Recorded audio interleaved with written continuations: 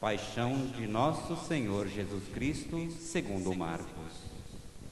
Logo pela manhã, os sumos sacerdotes, com os anciãos, os mestres da lei e todo o sinédrio, reuniram-se e tomaram uma decisão.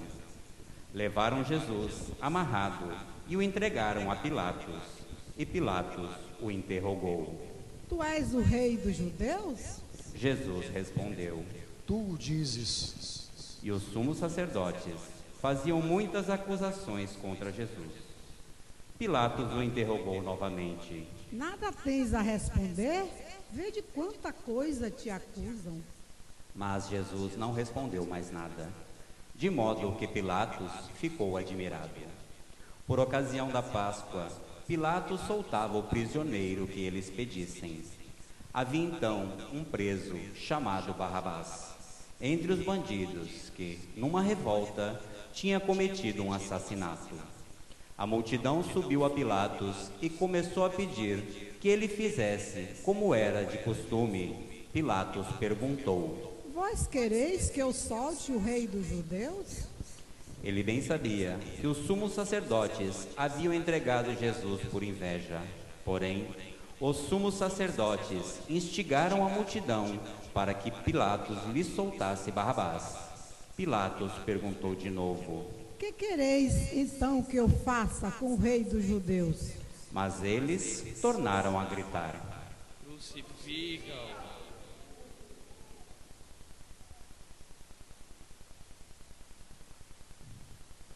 Pilatos perguntou. Eles, porém, gritaram com mais força: Crucifica-o! Pilatos, querendo satisfazer a multidão, soltou Barrabás. Mandou flagelar Jesus e o entregou para ser crucificado. Então os soldados o levaram para dentro do palácio, isto é, o pretório, e convocaram toda a tropa. Vestiram Jesus com um manto vermelho, teceram uma coroa de espinhos e puseram em sua cabeça e começaram a saudá-lo. Salve, Rei dos Judeus! Batiam-lhe na cabeça com uma vara, cuspiam nele e, dobrando os joelhos, prostravam-se diante dele. Depois de zombarem de Jesus, tiraram-lhe o manto vermelho. Vestiram de novo com suas próprias roupas e o levaram para fora, a fim de crucificá-lo. Os soldados obrigaram um certo Simão de Cirene, pai de Alexandre de Rufo, que voltava do campo, a carregar a cruz. Levaram Jesus para o lugar chamado Gólgota, que quer dizer Calvário. Deram-lhe vinho, misturado com mirra, mas ele não o tomou. Então o crucificaram e repartiram as suas roupas, tirando a sorte, para ver que parte caberia a cada um. Eram 9 horas da manhã, quando o crucificaram. E ali estava uma inscrição com o motivo de sua condenação: o Rei dos Judeus. Com Jesus foram crucificados 2 ladrões, um à direita e outro à esquerda. Os que por ali passavam o insultavam, balançando a cabeça e dizendo: Ah, tu que destróis o templo e reconstrói em 3 dias, salva-te a ti mesmo descendo da cruz. Do mesmo modo, os sumos sacerdotes, com os mestres da lei, zombavam entre si, dizendo: A outro salvou, a si mesmo não pode salvar. O Messias, o Rei de Israel, que desça agora da cruz, para que vejamos e acreditemos. Os que foram crucificados com ele também o insultavam. Quando chegou o meio-dia, houve escuridão sobre a terra até as 3 horas da tarde. Pelas 3 da tarde, Jesus gritou com voz forte: Eloi, Eloi, lama sabachthani. Que quer dizer: meu Deus, por que me abandonastes? Alguns do que estavam ali perto, ouvindo-o, disseram: Vejam, ele está chamando Elias. Alguém correu e embebeu uma esponja em vinagre, colocou-a na ponta de uma vara e lhe deu de beber, dizendo: Deixai, vamos ver se Elias vem tirá-lo da cruz. Então, Jesus deu um forte grito e expirou.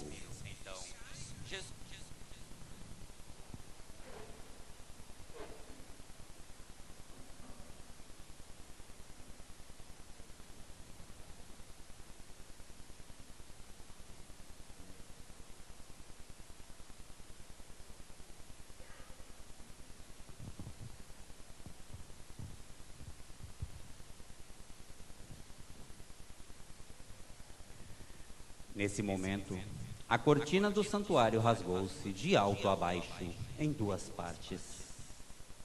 Quando o oficial do exército, que estava bem em frente dele, viu como Jesus havia expirado, disse: Na verdade, este homem era filho de Deus.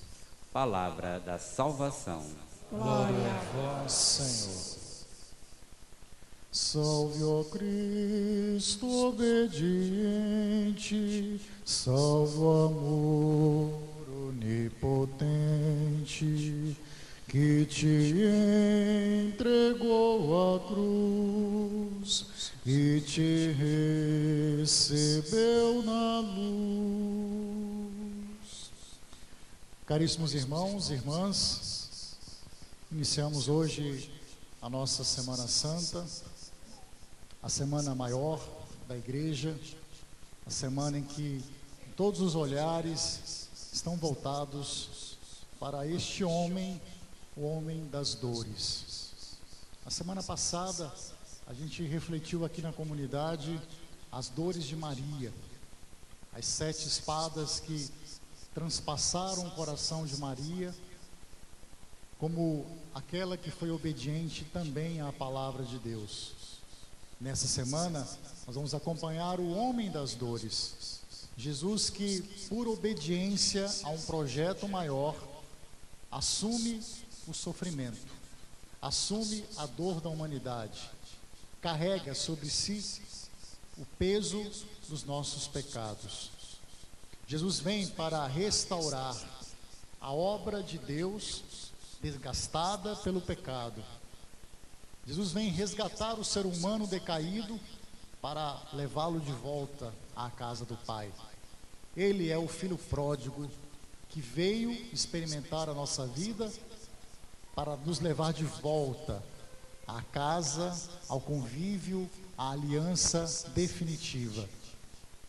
E só ele, sendo homem, poderia entender os anseios da humanidade e aquilo que a gente precisa. E só ele, sendo Deus, poderia também nos dar a graça, a força, o auxílio de que tanto precisamos.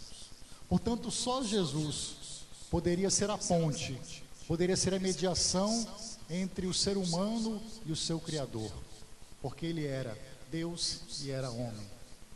E o evangelista Marcos mostra exatamente essa humanidade de Jesus, mostra exatamente Jesus sendo muito próximo das pessoas, revelando aí o amor, a ternura, a bondade deste Deus. O evangelista Marcos mostra também Jesus muito obediente ao projeto como discípulo, aquele que escuta e faz a vontade do Pai. Portanto, o silêncio de Jesus no Evangelho não é um silêncio que demonstra fraqueza, que demonstra submissão, mas é um silêncio de quem confia. E mesmo que a gente possa pensar que aquele grito na cruz fosse um grito de desespero, meu Deus, por que me abandonastes? Na verdade, sabemos que ali Jesus estaria recitando o Salmo 22, o Salmo da confiança. Jesus sabe que o seu Pai está com ele. E foi por isso que ele foi até o fim, obediente até a morte e morte de cruz. Um evangelho construído para que a gente, no final dele, escutasse do centurião a resposta para a pergunta feita no capítulo 8, quando Jesus pergunta para os seus discípulos: quem vocês acham que eu sou? O que o povo diz a meu respeito? Pedro diz: tu és o Filho de Deus. Mas até então, aqui, na cruz e na ressurreição, é que poderemos dizer verdadeiramente ele era o Filho de Deus. Mas já no momento da cruz, o centurião reconhece a divindade do Senhor pela sua entrega, pela sua morte, pelo seu gesto. Em nenhum momento Jesus retrucou aquela sentença, em nenhum momento revidou os insultos, mas como um cordeiro vai silencioso para o seu sacrifício. E lá se oferta por amor, se oferta na obediência, se oferta numa entrega total, sem medidas e sem reservas. E onde está Jesus, aí deve estar também o seu discípulo. Portanto, a caminhada que temos que fazer nessa semana é também uma caminhada de entrega, uma caminhada em que queremos colocar na cruz do Senhor também nossos anseios, nossas dificuldades, nossas ambiguidades, entregar a Ele o nosso pecado, para que Ele, com seu sangue, possa nos lavar e nos devolver ao Pai um coração livre, um coração puro novamente. Vocês que participaram da confissão ao longo dessa quaresma, podem hoje se colocar nessa postura de quem quer buscar essa renovação. Você que ainda não fez a sua confissão, você vai ter 50 dias agora para fazer isso após a Páscoa. O importante é que a gente busque a mudança, busque a conversão, que a gente busque viver essa vida nova que nos é proposta nessa semana maior. A semana em que a gente morre para o nosso pecado, para ressuscitarmos para uma vida nova. Uma semana que a gente deve não fugir do sofrimento, mas vivê-lo como Maria, vivê-lo como Jesus, assumi-lo como prova de maturidade e de crescimento. Porque toda mudança gera desconforto, toda mudança gera resistência, toda mudança nos coloca em crise, mas é preciso passar por isso para lá na frente entendermos qual é o projeto de Deus para nós. Portanto, uma semana de profunda oração, de profundo discernimento da vida, de colocarmos a nossa experiência humana junto da cruz de Jesus. E não podemos deixar de lembrar que muitos cristãos hoje estão sendo martirizados e crucificados, e eu não estou usando nenhuma imagem de metáfora, estou falando de uma verdade, de uma realidade que tem acontecido em países como o Iraque, como a Síria, como a Nigéria, onde cristãos estão sendo assassinados brutalmente por causa de sua fé. Não podemos estar longe desse contexto. Devemos rezar por esses irmãos que hoje também sofrem a sua paixão. E sofrem a sua paixão e são obedientes até a morte por amor ao projeto de Jesus Cristo, por amor ao Pai. Está longe da nossa realidade? Não sei. Pode estar num outro continente. Mas essa realidade de intolerância, essa realidade de violência, essa realidade onde ninguém se respeita mais, onde os valores são jogados na lata do lixo, essa realidade está bem perto da gente. E Jesus é o homem da paz. Mesmo sendo martirizado, mesmo sendo ultrajado, mesmo sendo escarnecido, Jesus não reage. Jesus não devolve, não perpetua o ciclo da violência. Jesus acolhe todos os maus tratos, acolhe a inveja com silêncio e oração. Essa é a resposta do Senhor. O silêncio e a oração, porque sabe que tudo está nas mãos do Pai. Não há mais nada a fazer. Agora é entregar a vida e deixar que o Pai o glorifique. Meus irmãos, minhas irmãs, que a gente, portanto, nessa semana procure sair um pouquinho da nossa rotina, do corre-corre, do dia a dia. Procuremos sair um pouco da afobação, da correria, e dediquemos um pouquinho do nosso tempo a estarmos em oração, a estarmos recolhidos, num silêncio profundo. Que a gente possa nessa semana priorizar a oração, priorizar a partilha, priorizar o serviço, priorizar gestos que de fato nos transformem por dentro e que nos ajude também a transformar um pouco essa realidade que nos rodeia.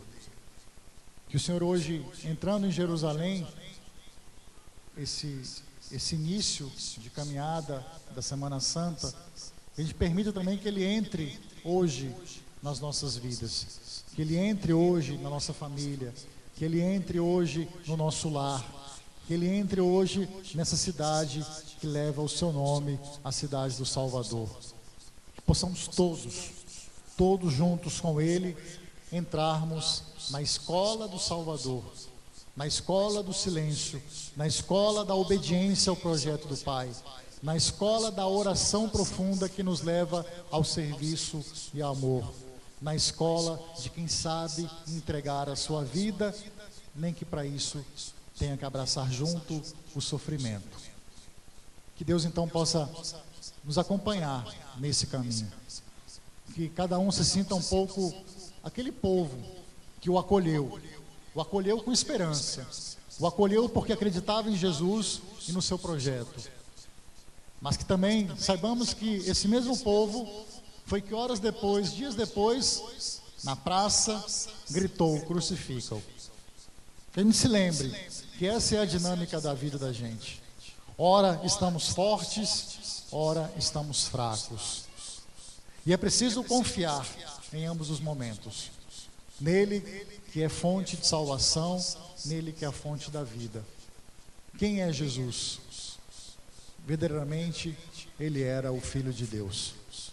E que essa verdade entre hoje nos nossos corações, nessa cultura que se diz moderna, que se diz avançada, que se diz altamente à frente, mas que em alguns aspectos tem regredido e tem se tornado cada vez mais desumana. E coloquemos de novo Jesus no centro das nossas vidas.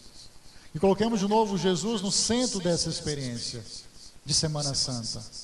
Não é simplesmente comprar um ovo de Páscoa e desejar feliz Páscoa. Não é isso. Não é esse o centro da nossa fé. O centro da nossa fé é fazer a passagem de uma vida de pecado para uma vida de ressurreição, para uma vida de vida plena. Isso é o verdadeiro sentido da Semana Santa. Portanto, não é um feriado em que a gente aproveita para viajar, para descansar.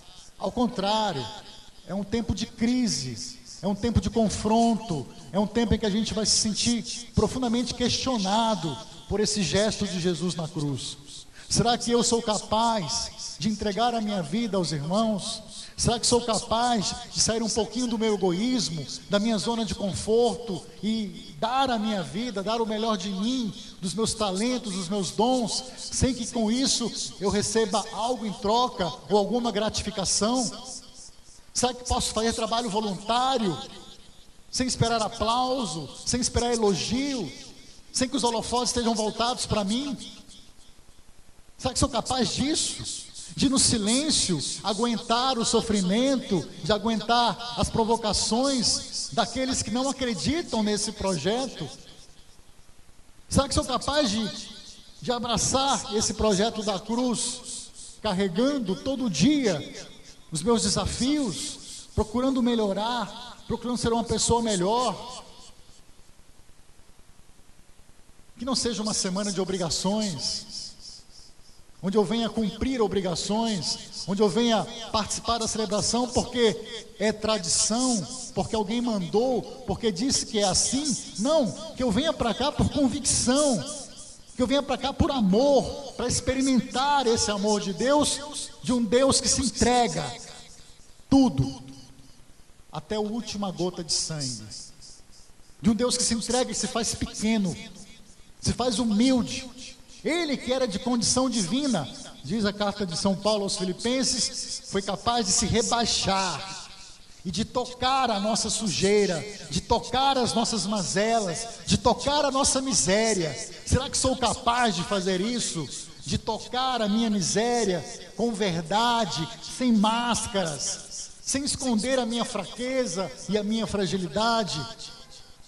Ou estou no meu pedestal, vivendo uma soberba, vivendo uma vaidade que não leva a nada, a apenas ilusões?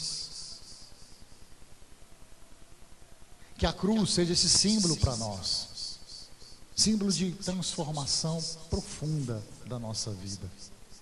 E que essa semana seja isso, uma semana de a gente desejar ardentemente a mudança, a conversão, deixar uma vida de pecado para trás e olhar para o horizonte, certo de que depois da cruz nós iremos encontrar a glória. Mas antes da glória é preciso passar pela cruz. Não dá para separar uma coisa da outra. Não dá para abraçar uma vida nova sem antes o sacrifício, sem antes a renúncia, sem antes a entrega. Se queremos realmente viver os ensinamentos de Jesus, é preciso deixar de lado outras tantas coisas. Se de fato queremos ostentar esse nome de cristãos, precisamos entrar pelo mesmo caminho que Ele. E não podemos fugir do Calvário. Esse é o ensinamento dessa semana. Acompanhar Jesus até o Calvário. Ser solidário com Ele na sua dor. Para no dia da Páscoa a gente gritar: aleluia, Ele ressuscitou. Mas até lá, a cruz nos espera. E que a gente tenha a mesma coragem do Senhor, que silencioso, que obediente, sereno, carrega a sua cruz e carrega a nossa junto. Foi para isso que Ele veio, para nos libertar do mal, para nos libertar do pecado, para nos mostrar um caminho diferente. Mas Jesus mostra que foi assim, desse jeito, se despojando completamente, esvaziando-se de tudo.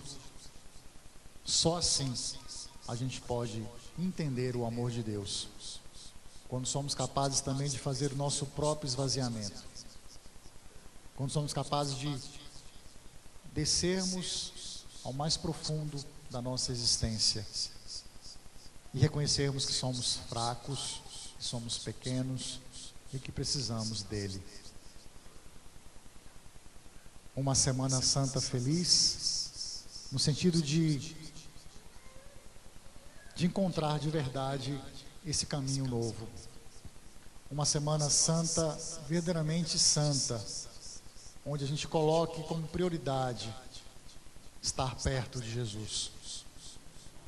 Uma semana que seja, de fato, uma semana diferente.